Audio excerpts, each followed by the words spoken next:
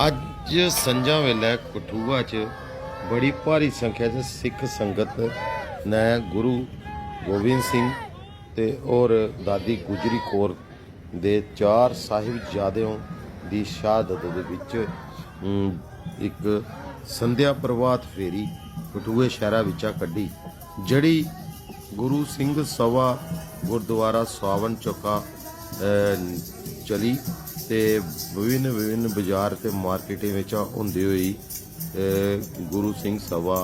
कठुआ दे गुरुद्वारे तक गई। इस दौरान बड़ी मती संख्या च सिख श्रद्धालु ते महिलाएं भी शामिल होईयां, जिन्हें गुरु दे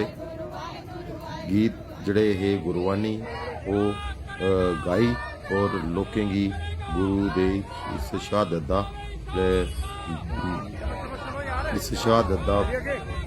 जड़ा स्नेहा वो भी लोकें तक पहुँचाया और कई तरह के नारे भी इस दौरान लाए गए। शहर के गणमान्य लोग भी इस संध्या प्रभात फेरी च शामिल होए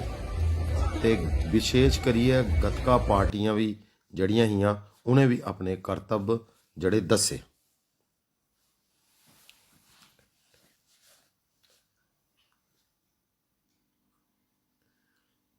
जड़ियां गतका पार्टियां हियां उनके करतब दिखिए लोग बड़े मंत्र मुग्ध होइए ते उसदे बाद ये काफला जड़ा हा